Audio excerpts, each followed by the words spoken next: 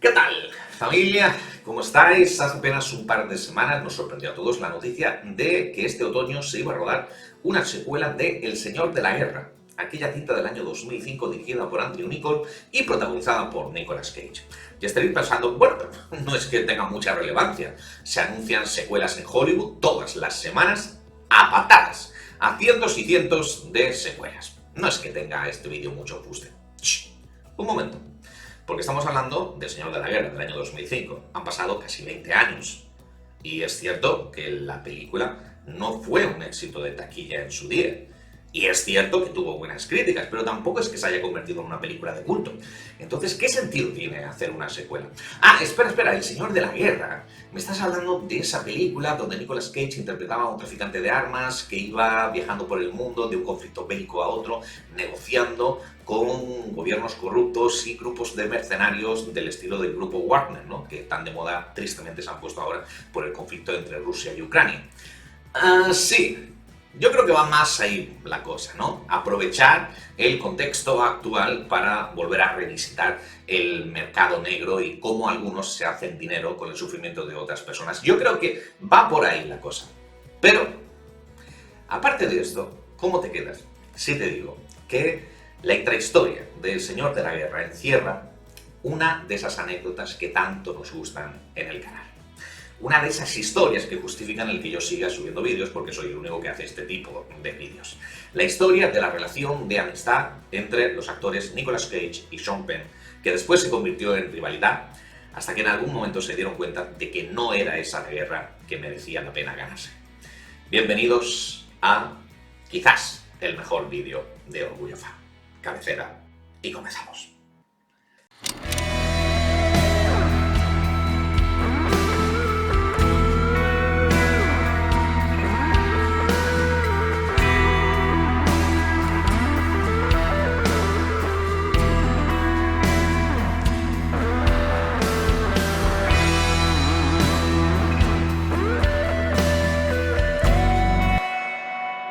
La primera parada del camino nos lleva hasta el año 1984 y la película Racing with the Moon, que podría traducirse literalmente como Corriendo con la Luna, pero que por algún extraño motivo aquí en España tradujeron como Adiós a la Inocencia. Racing with the Moon, Adiós a la Inocencia. No la busquéis porque no hace falta. No es que sea una película muy destacable. De hecho, es una película del montón, una película normalita, simpática en el mejor de los casos, pero que tiene cierta relevancia para la historia que os cuento en el vídeo del día de hoy. La trama de Racing with the Moon gira en torno a dos amigos que durante la Segunda Guerra Mundial en Estados Unidos se debaten entre conquistar chicas o alistarse al ejército para luchar contra los nazis. Ese es el argumento de la película. Y su final quizás sea lo más destacable, donde los dos amigos finalmente deciden sí alistarse al ejército, pero cuando llegan a la estación ven que el tren se está alejando. Y entonces ellos se quedan mirando y deciden correr para tomarlo, como solían hacer cuando eran pequeños, correr para subirse al tren. Es decir, correr para perseguir sus sueños. Un final muy alegórico. Lo relevante de la cinta es que en ese rodaje se conocieron dos actores que estaban comenzando. De hecho, Racing with the Moon fue el segundo o tercer trabajo para ambos. Estoy hablando de los actores Sean Penn y Nicolas Cage, que interpretaban a los dos amigos de la trama principal. Se conocieron y se convirtieron en los super amigos de Hollywood por aquel entonces. Tenían más o menos la misma edad, tenían las mismas inquietudes y tenían la misma sensibilidad, el mismo deseo de empezar desde cero y llegar a lo más alto, pero en el cine independiente y alejado de lo mainstream. De hecho, lo que más sorprendió a Sean Penn de su amigo Nicolas Cage es que había decidido cambiarse el apellido, porque como me imagino que todos sabéis, el verdadero apellido de Nicolas es Coppola. No es Cage. Cage lo tomó prestado de Luke Cage, uno de los héroes de alquiler de Marvel. Pero su apellido es Coppola.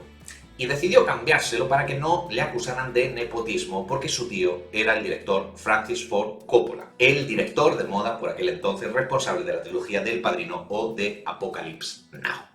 Y efectivamente, los dos fueron labrándose en los años siguientes su camino dentro de la industria, en el caso de Nicolas Cage, con títulos tan recordados y celebrados como Arizona Baby, de los hermanos Coen, Wild Heart, Corazón Salvaje, de David Lynch, o su primera nominación a un premio importante, el Globo de Oro por Moonstruck, Hechizo de Luna, la comedia romántica junto a Cher. Voy a casarme con él. ¿Me oyes? Lo de anoche no ha ocurrido jamás. Voy a casarme con él. Y tú y yo vamos a llevarnos este secreto a la tumba. No puedo hacer eso. ¿Por qué no? Estoy enamorado de ti.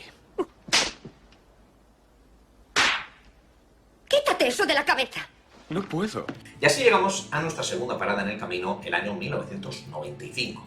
1995. Fijaros que hay años, ¿eh?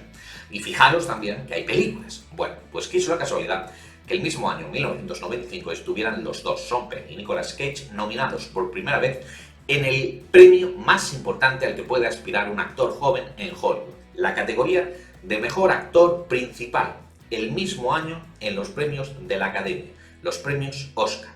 En el caso de Sean Penn, por Dead Man Walking, el drama carcelario que aquí conocemos como Pena de Muerte, donde encarnaba a un preso en el corredor de la muerte que entabla una relación de amistad con su consejera espiritual interpretada por Susan Sarandon. Peliculón absoluto. Y a pesar de la competencia, también estaban nominados Richard Dreyfuss por Profesor Holland, también estaba nominado de forma póstuma Massimo Troisi, que había fallecido de un infarto pocas horas después de terminar el rodaje de El cartero y Pablo Neruda.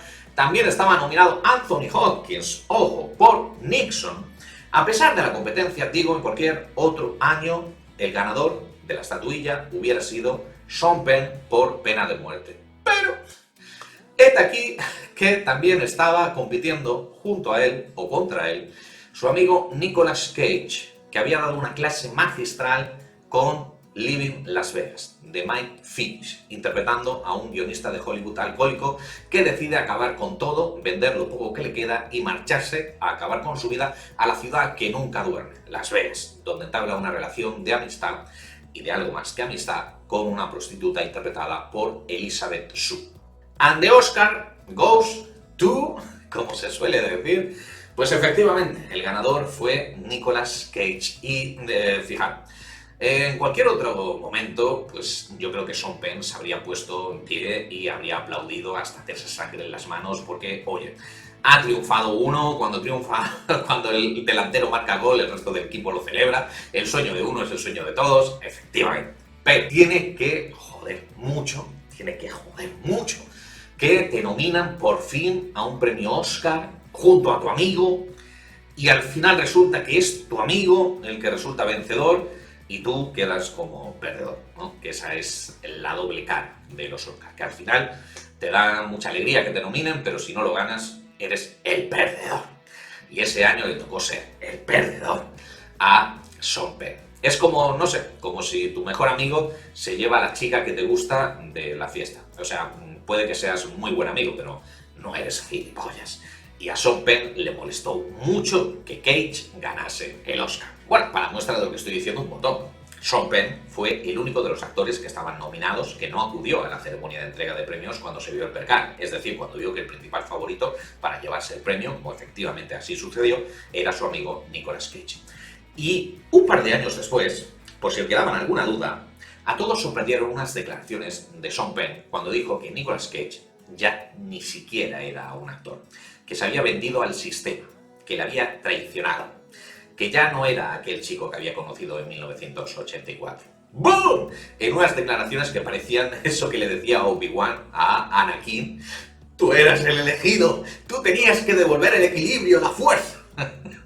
Y esas declaraciones las hizo en respuesta a otras que había hecho Nicolas Cage, agradeciendo públicamente al productor Jerry Bruckheimer por haberle abierto las puertas del cine comercial, ya que después de ganar el Oscar, pues Nicolas Cage se convirtió en la mayor estrella del cine de acción de su momento, con clásicos como La Roca, junto a Sean Connery y Ed Harris a las órdenes de Michael Bay, o con Air, donde también aparecía John Malkovich, Steve Buscemi o John Cusack, o Gone in 60 Seconds, donde tenía como partner a Angelina Jolie. Todas estas películas, sí, producidas por Jerry Bruckheimer. ¡Qué ojo! Esto es mucho más habitual de lo que parece cuando eres un actor de perfil más bajo, como era en ese momento Nicolas Cage. Ganar el principal premio de la noche en tu categoría de interpretación te abre las puertas a que te ofrezcan papeles mucho más mainstream. Y Nicolas Cage también tenía esas apetencias. Por mucho que él quisiera ser el mejor actor del mundo y etcétera, etcétera, joder, se había puesto el apellido de Luke Cage, de un superhéroe. Persiguió hasta la extenuación a todos los productores de Hollywood cuando el género de superhéroes no estaba de moda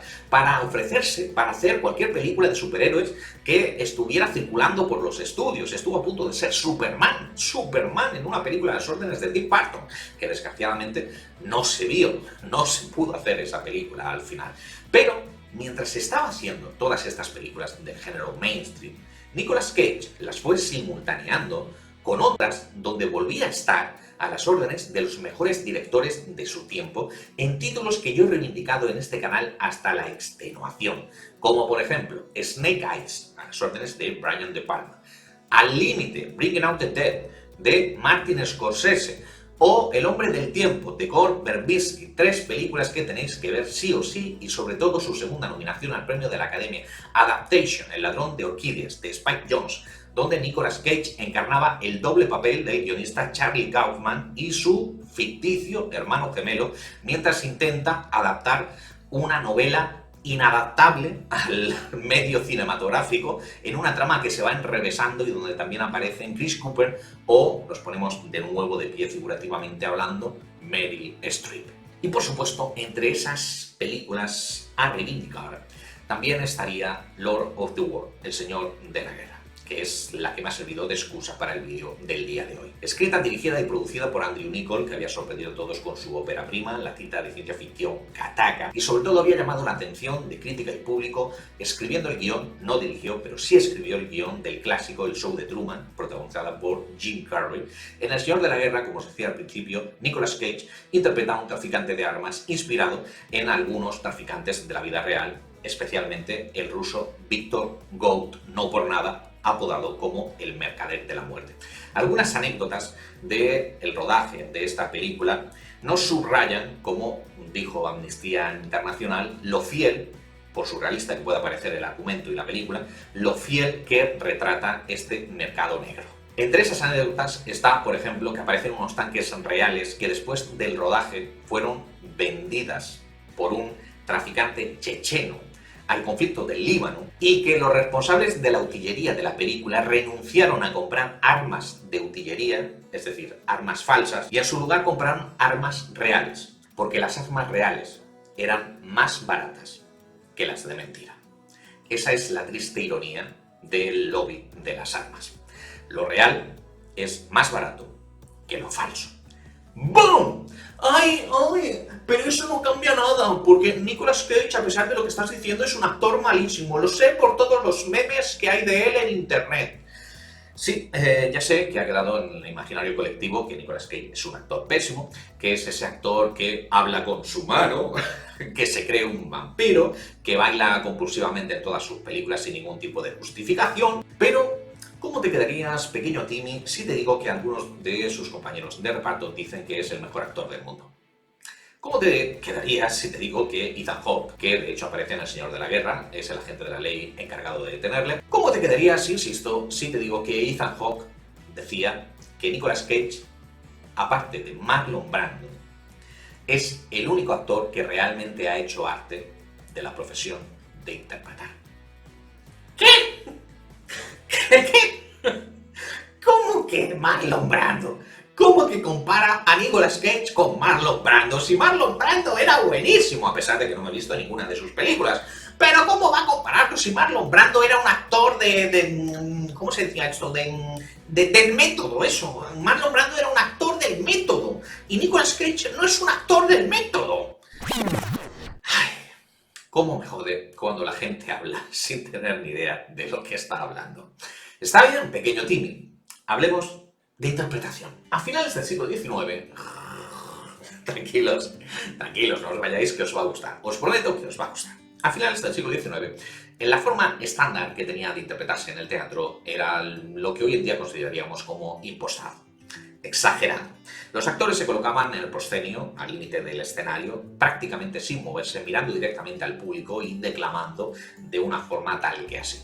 Sí, Julieta, yo te quiero. Julieta, que estaba a su lado, pero él miraba al frente, ¿no? Podemos decir que eso está bien, que eso está mal. Como yo les digo siempre a mis alumnos de teatro, no es que estuvieran ni bien ni mal, sencillamente era lo que se llevaba entonces, y no podemos juzgarlo con los ojos de hoy en día. Pero todo cambió con la aparición de Konstantin Stanislavski, quien fundó el Teatro del Arte de Moscú y junto a un grupo de alumnos ansiosos de experimentar, desarrolló lo que posteriormente se conocería como el método de interpretación Stanislavski.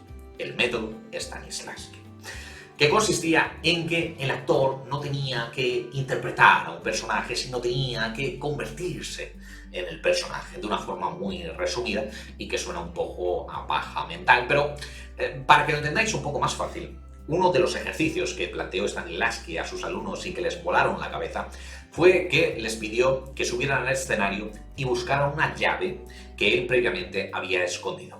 Una llave. Que parece algo absurdo, pero para quienes lo vieron fue algo así como el momento Matrix de escoge la pastilla azul o escoge la pastilla roja, tal que así. Porque de repente los alumnos no estaban fingiendo buscar una llave, sino que la estaban buscando realmente. ¡Buah! ¡Buah! El método Stanislavski de interpretación. Y con el increíble éxito que tuvieron las representaciones de las obras de Anton Chejov, como La gaviota o El jardín de los cerezos, Chejov fue otro de los responsables de la gran popularidad que tuvo el método Stanislavski. Bueno, pues a partir de entonces quedó instaurado que solamente existía ya esa forma de interpretar. Si no interpretabas siguiendo el método, no eras un actor. Los divos y divas del teatro que se negaron a aceptar el método sencillamente se extinguieron, como los dinosaurios. Una moda que fue a más, mucho más unos años después, cuando el director de cine Elia Kazan importó el método a Estados Unidos, ya sin el apellido Stanislavski, porque ya sabéis cómo son los estadounidenses, ¿no? Que se apropian de todo, bien. Pues importó el método para cofundar en Nueva York, junto a Lee Strasberg, el popular Actors Studio, escuela de interpretación de donde salieron las mayores estrellas de su generación, como Marilyn Monroe o el gran ídolo y su principal inspiración, la de Nicolas Cage, para meterse a esto de interpretar, como lo era James Dean. La revolución increíble que supuso el método también en el cine quedó patente con el estreno de On the Waterfront, aquí en España La ley del silencio, película que consiguió el sorprendente hito de que cinco de los actores que aparecían en la película, 5 actores de la misma película, 5 alumnos del Actors Studio, estuvieron nominados en los premios de la Academia. Entre ellos, por supuesto, Marlon Brando, que no solamente consiguió la estatuilla, sino que se convirtió en uno de los principales abanderados del método Stanislavski. Lo que nadie te dice es que el método no es la única forma de interpretación que existe. Existen muchas otras técnicas. La mayoría de la gente se cree que los actores del método son lo mejor y todo lo demás es basura. No. Existen muchas otras técnicas, todas ellas, eso sí, intentan encontrar la famosa verdad del actor. Pero esa verdad no es una verdad única, grabada en piedra. No. Es su verdad, es la verdad de ese actor, lo que le sirva a él para desempeñar su oficio. Y lo puede encontrar con el método o con cualquier otra técnica de interpretación. Lo que nadie te dice, de hecho, es que Marlon Brando, el mejor actor del mundo, Marlon Brando era el actor más excéntrico que ha existido jamás. Si creéis que Nicolas Cage es excéntrico, Marlon Brando lo era mucho más y acabó convertido en una sombra de sí mismo. Lo que nadie te dice, de hecho, es que la mayoría de los actores se encasillan en un mismo tipo de papel y lo continúan repitiendo y repitiendo hasta la extenuación, bien porque se sienten cómodos en ese papel, bien porque es el único tipo de perfiles que les ofrecen. De hecho, Jared Leto, que aparece interpretando al hermano Yonki de Nicolas Cage en El Señor de la Guerra, interpreta el papel de Yonki porque venía de abordar uno muy similar en Requiem por un sueño, de Darren Aronofsky. Lo que nadie te dice es que del Actors Studio han salido los mejores actores del mundo, sí, y unos 1000 actores malísimos. Malísimos porque nunca han llegado a nada. Lo que nadie te dice es que Konstantin Stanislavski acabó renegando de su propio método de interpretación por varios motivos. Uno de ellos fue que los alumnos con los que había empezado a experimentar, llegó un momento en el que ya no querían seguir experimentando. Cuando consiguieron el éxito y se convirtieron en los nuevos divos y divas del teatro, se cansaron, dijeron, ya está, ya lo he conseguido. ¿Experimentar para qué? Métete a tu experimentación por el culo. Y el segundo motivo es que Stanislavski se dio cuenta de que su forma de interpretar naturalista sobre la teoría era perfecta, pero en la práctica no tanto. Por ejemplo, el famoso ejercicio de la llave solamente funcionaba si cada vez que se subían los alumnos, la llave estaba escondida en un sitio distinto. Porque si los actores ya sabían dónde estaba la llave, volvían a fingir que estaban buscando la llave. ¡Uy! ¿Dónde estará la llave? No lo sé, pero tenemos que encontrarla. ¡Ah! ¡Aquí está! ¡La tengo! El método de interpretación no está grabado en piedra, no son los 10 mandamientos. Y no por el hecho de que no seas un actor del método, necesariamente tienes que ser mal actor. Efectivamente podemos decir que Nicolas Cage no es un actor del método. Él nunca ha presumido de serlo, de hecho. Al contrario, Nicolas Cage dice que sigue experimentando dentro de su profesión, que sigue experimentando con la interpretación, la misma obsesión que tenía Stanislavski, y que con el tiempo ha desarrollado su propia técnica, que algún día incluso escribirá un libro para contarla, y que ha bautizado como mega actuación. La mega actuación de Nicolas Cage, desarrollada después de haber estudiado el kabuki japonés. O sí, por favor, haznos un vídeo algún día del kabuki japonés y de la forma de interpretar en general de los orientales. El kabuki vendría a ser algo así como el teatro clásico japonés, de una forma muy básica, ¿vale? O parecido también a la comedia del arte italiano, donde cada actor se especializa en un prototipo de personaje, lo que en Estados Unidos sería un actor de carácter. Realmente siempre se ha dicho de Nicolas Cage que él sería un actor de carácter. Joe Pesci, por ejemplo. Joe Pesci es un actor de carácter. Bueno, pues siempre se ha dicho que Nicolas Cage sería un actor de carácter, pero su figura, su imagen, su presencia le convirtió en un actor principal, ¿no? Y eso es lo que nos choca a veces y que parece que está exagerado, cuando sin embargo si fuera un actor secundario, pues nos lo comeríamos con patatitas fritas. En fin, que Nicolas Cage es un estudioso de la interpretación, se ha inspirado en el kabuki japonés y en el expresionismo alemán. O sea, tócate tú, háblale tú a cualquier actor promedio del método, háblale del expresionismo alemán, le va a sonar a chino, a kabuki le va a sonar. El expresionismo alemán, la famosa escena de Moonstruck, de Hechizo de Luna, donde Nicolas Cage parece que está hablando con su mano, la tomó prestada de Metrópolis, uno de los grandes exponentes del expresionismo. E incluso la película del Mene, El beso del vampiro, la película del Mene, esa película es una de las mejores interpretaciones que se han hecho nunca. Y no estoy diciéndolo de forma irónica. Es una de las mejores interpretaciones de la historia que algún día se estudiará en las escuelas de interpretación, donde Nicolas Cage trasciende las barreras del ser humano para convertirse en un dibujo animado de carne y hueso. O sea, la fisicalidad, lo que hace Nicolas Cage con su voz, intentando imitar un acento transilvano, la manera que tiene de mover los ojos, de mover las manos todo el rato en esa película, lo que hace en general con el cuerpo, esa película, El beso del vampiro, es de obligado visionado para todo aquel estudiante de interpretación que se precie. Just put it in the right file, according to alphabetical order. A, B, C, D, E, F, G, H, I, J, K, L, M, N, O, P, Q, R, S, T, U, V, W, X, Y, Z. Huh? That's all you have to do. I couldn't think of a more horrible job if I wanted to. And you have to do it. You have to, or I'll fire you. Do you understand? Am I getting through to you? Over! There you are! Well...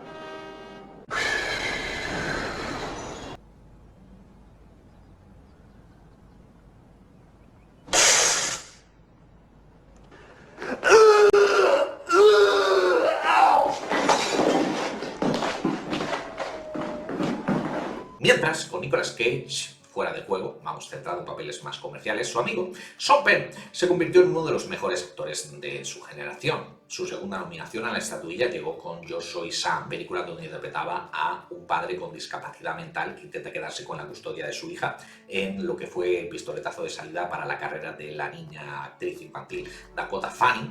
No la ganó, de nuevo, el premio fue para Denzel Washington por Training Day, pero sus dos siguientes nominaciones se saldaron con victoria. La primera fue por Misty River, peliculón de Clint Eastwood, donde Sean Penn interpreta al padre de una hija asesinada que sospecha que un amigo de la infancia ha sido el responsable. Película donde, curiosamente, el papel del amigo estaba interpretado por Tim Robbins, que había sido el director de Sean Penn en su primera nominación al premio de la Academia, en la mencionada Pena de Muerte. Tim Robbins fue el director de Pena de Muerte. Y Tim Robbins también ganó la estatuilla. Los dos ganaron mejor actor principal en el caso de Sean Penn, mejor actor de reparto para el caso de Tim Robbins. Estaréis pensando, esto ya lo digo como curiosidad, que ha sucedido muchas veces, ¿no? Que dos actores de una misma película han conseguido un mejor actor principal y de reparto. Pues no. La anterior vez, previa a Mystic River, había sido en Ben-Hur, sí, la de Charlton Heston, y no volvería a suceder hasta Dallas Buyers Club, con Matthew McConaughey y el mencionado Jared Leto, el mencionado anteriormente. Y la siguiente vez y última hasta la fecha que Sean Penn estuvo nominado y ganó el premio de la Academia, tiene dos, fue por Harvey Milk, o Mi nombre es Harvey Milk, creo que se estrenó aquí en España, donde interpretaba al activista de los derechos LGTBIQ+, del título, que fue asesinado en la década de los años 80. Sé que estáis pensando que, ¡ay, qué bueno es Sean Penn! ¡Qué bueno es Sean Penn! ¡Es que es el mejor actor! Sí, lo sé, porque ha quedado en el imaginario colectivo, al igual que ha quedado la imagen de Nicolas Cage como un actor pésimo, pues por el contrario, la de Sean Penn ha quedado como que es uno de los mejores actores del mundo. Y mirad, podéis decir que Sean Penn os gusta más que Nicolas Cage. Sí, es una cuestión de gustos, podéis decirlo. Podéis decir que sus películas objetivamente son mejores, las de Sean Penn mejores que las de Nicolas Cage. Sí, podéis decirlo. Pero no podéis decir que Sean Penn es mejor actor que Nicolas Cage. Sencillamente son distintos. Es como intentar comparar a Picasso con Dalí. Son distintos.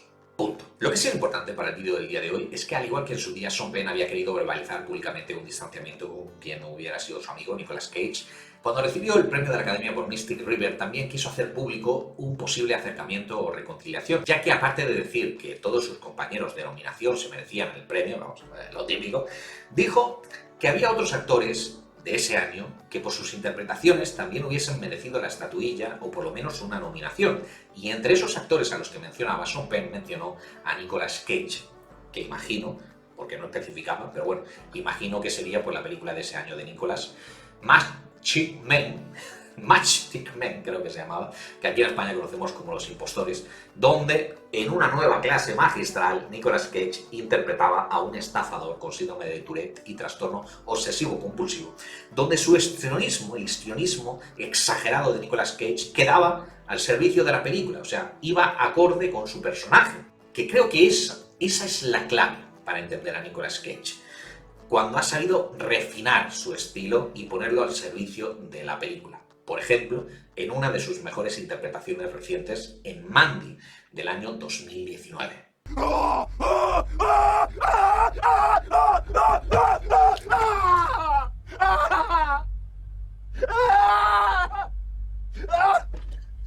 Y sí, no os voy a engañar tampoco. Nicolas Cage ha tenido muchos errores a lo largo de su vida y de su carrera, sobre todo porque ha tenido que coger todo lo que le ofrecían para pagar sus carísimos caprichos. Que si un tiburón en la piscina, que si un castillo reconstruido piedra por piedra, que si la cabeza de un dinosaurio, en fin, Nicolas Cage. Es cierto, sí, pero también es cierto que él públicamente ha dicho que se alejó del cine más comercial porque no le permitían seguir experimentando, y creo que ahora ha llegado a un momento de madurez dentro de su carrera, donde está sabiendo cuándo tiene que brillar con luz propia y dar rienda suelta a su mega actuación y cuándo tiene que ponerla al servicio de la película para que sea la historia la que brille. Ha tenido que hacer 10 años de malas películas, de 6 o 7 películas, más de 50 películas para darse cuenta de esto, pero oye, en algún momento ha madurado. Y parece incluso que le han vuelto a abrir la puerta de los grandes estudios. El año pasado leímos en la comedia El insoportable peso del talento masivo. Me encanta el título, pero siempre me hago un lío. Bueno, una comedia donde se parodiaba a sí mismo y a su propia figura de actor, y recientemente le vimos en la cartelera de nuevo haciendo de vampiro, esta vez sí, y nada más y nada menos que Drácula en Renfield. Así que está a un pasito Nicolas Cage de que Quentin Tarantino termine de resucitar. Y es curioso, que por eso quería hacer este vídeo, que el caso de Sean Penn, por lo menos en la actualidad, es bastante similar. Ambos, tanto Nicolas Cage como Sean Penn, parece que en algún momento perdieron la ilusión de ese sueño que ya habían alcanzado, ¿no? Sean Penn también está completamente alejado de la maquinaria de Hollywood, pero completamente alejado, ya no hace prácticamente películas. Está centrado en los últimos años en sus labores humanitarias. De hecho, os dije recientemente que había viajado a Ucrania un par de veces incluso para grabar un documental sobre el conflicto bélico de Rusia en contra de Ucrania, y le regaló al presidente Zelensky, el presidente de Ucrania, le regaló uno de sus premios de la Academia, no sabemos si el de Mystic River o el de Harvey Milk, diciéndole, oye, devuélvemelo cuando ganes, ¿no? Y por esto se ha convertido Sean Penn en persona non grata, ya no puede volver a pisar el país de Putin, el país de Rusia, Sean Penn. Pero bueno, ¿qué más le da? Un conflicto el de Rusia en contra de Ucrania, que me imagino que ha sido la base y la excusa para hacer esta secuela de El Señor de la Guerra, la película de Nicolas Cage, porque de nuevo en su trama se volverá a hablar de este mercadeo negro y completamente obsceno a nivel moral que existe con las armas y cómo hacen negocio otros con el sufrimiento de los demás, ¿no? Qué irónico que al final tanto Sean Penn como Nicolas Cage han acabado ligados por un conflicto bélico, en este caso el de Rusia contra Ucrania. Bueno, ya hay otro motivo para hacer la secuela, para hacer El Señor de la Guerra 2. Os va a explotar la cabeza cuando os diga esto. ¿Creíais que ya había terminado el vídeo? No, nada que ver. Os va a explotar la cabeza. Os dije que el principal referente a la hora de escribir el personaje de Nicolas Cage había sido el traficante de armas de la vida real, Victor Gould. Pues bien, Victor Gould ha sido noticia recientemente también por el intercambio de prisioneros entre Estados Unidos y Rusia, para liberar, por un lado, al mencionado Victor Gould, que estaba detenido en Estados Unidos, estaba cumpliendo condena, prisión en Estados Unidos, y por el otro, para dejar libre a la jugadora de baloncesto Brittney Griner, quien había sido detenida en Rusia por llevar aceites con esencia de cannabis para su vapeador. Por eso la habían detenido. Una jugada que parece orquestada por el propio personaje de Nicolas Cage en la película, en la mencionada El Señor de la Guerra, donde se jactaba delante de la gente que le había detenido, Ethan Hawke, se jactaba de que le iban a poner en libertad enseguida, porque él tenía unos contactos muy poderosos que no le iban a dejar pudrirse en la cárcel, como efectivamente así sucedía. ¡Boom! Mi hermano ha muerto. Créeme, comprendo perfectamente la gravedad de mi situación, pero te aseguro que no pasaré ni un segundo en los tribunales. Has perdido la cabeza. Pronto llamarán a esa puerta y te dirán que salgas. Habrá un hombre que te superará jerárquicamente. Primero te felicitará por lo bien que lo has hecho. Te dirá que estás haciendo del mundo un sitio más seguro, que van a concederte una distinción y ascenderte. Y después te dirá que tienes que soltarme. De lo que sabemos, no obstante, del argumento de esta Lord of the War 2, que se rueda en otoño, es que el personaje de Nicolas Cage descubrirá que tiene un hijo del que desconocía su existencia, que va a interpretar a Bill Skarsgård, que vimos recientemente en John Wick 4. Bueno, pues que descubrirá que tiene este hijo y que ha decidido el hijo seguirle sus pasos. Y entonces va a desatar una batalla paterno-filial entre ambos personajes, el de Nicolas Cage y el de Bill Skarsgård. Obviamente harán mención al episodio este de Brittney Griner, también harán mención, por supuesto, a la guerra de Rusia y Ucrania, pero a mí también me gustaría que añadieran una pincelada de lo que os he dicho en el vídeo de hoy, de esa relación de amor-odio entre Nicolas Cage y Sean Penn, dos amigos que en Racing with the Moon, en 1984, terminaba dicha película con dos amigos corriendo para coger un tren que les llevara directos a cumplir su sueño, y una vez que cumplieron el sueño se dieron cuenta de que no era exactamente lo que ellos pretendían. Hasta aquí el vídeo del día de hoy, que os he dicho que merecía la pena. Si hay suerte, pues nos veremos en un futuro, y si no, pues no. Pero hasta entonces me despido con un chao, familia.